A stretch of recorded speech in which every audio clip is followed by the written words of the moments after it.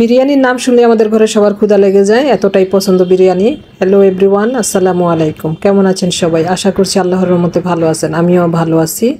তো আজকে বিরিয়ানি রান্না করব। বিরিয়ানি রান্না করার জন্য আমি প্রথমে কিছু বাদাম ব্লেন্ড করে নিব। তো একটি জারের মধ্যে আমি কিছু কাঁচামরিচ দিয়ে দিলাম, তারপর কয়েকটা কাঠবাদাম, তারপর কিছু কিশমিশ আর চীনা বাদাম দিয়েছি, আর পেঁয়াজ কুচি, তারপর দিয়ে দিলাম টক দই, তারপর মিহি করে ব্লেন্ড করে নিব। এই তো ব্লেন্ড করার পর আমার এরকম হয়েছে। তারপর আমি চলে গেলাম রান্নার কাজে। রান্নার জন্য আমি একটি পাতিলে তেল দিয়ে দিলাম 250 ml এর মতো। তেলটা একটু গরম হয়ে যাওয়ার পর গোশত দিয়ে দিলাম। মুরগির গোশত এখানে 1 কেজি পরিমাণ আছে।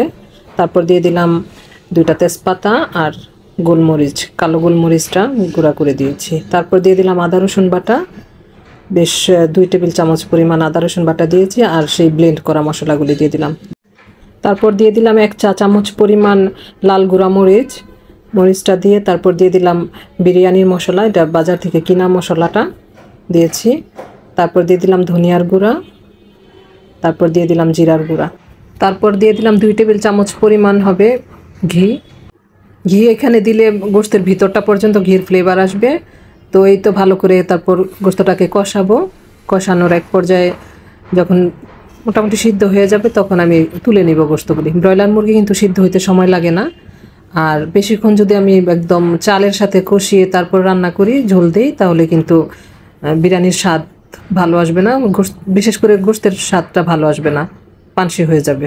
তারপর এই তো গোশতগুলি তুলে নিয়ে তারপর ওই মশলার মধ্যে চাল দিয়ে দিলাম। চালটাকে এখানে ভালো করে কষাতে হবে। মশলার মধ্যে চাল ভেজে তারপর রান্না করলে ওই বিরিয়ানিটা খেতে ভালো লাগে এবং সফট হয় আর ঝরঝরেও হয়। তো মশলার মধ্যে আমার চাল ভাজা কমপ্লিট। তো এই পর্যায়ে আমি পরিমাণ মতো পানি দিয়ে দিব। তো এখানে আমার 800 গ্রামের মতো চাল আছে, আমি সেই পরিমাণেই পানিটা ব্যবহার করব।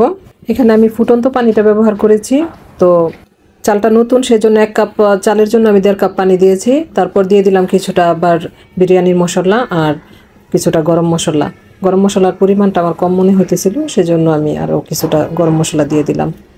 তারপর পানিটা যখন বলক আসছে চালের মধ্যে, তখন দিয়ে দিলাম তুলে রাখা সেই গোশতগুলিকেও এখানে ভালো করে মিক্সড করব চালের মধ্যে।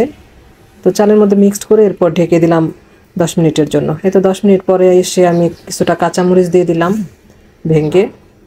তো তারপর দিয়ে দিলাম ঘিটাও চারিদিকে ছড়িয়ে দিব যাতে সব দিকে চালের মধ্যে মিক্সড হয়। তারপর চালটাকে উল্টিয়ে দিব, নিচের চালটাকে উপরের দিকে আনবো এবং উপরের চালটাকে নিচের দিকে এনে তারপর আরেকটু চাপ দিয়ে ঢেকে রাখবো।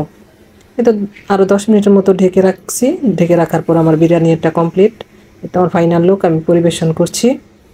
প্লিজ আমাকে সাপোর্ট করে আমার পাশে থাকবেন। ভালো থাকবেন সবাই। আল্লাহ হাফেজ।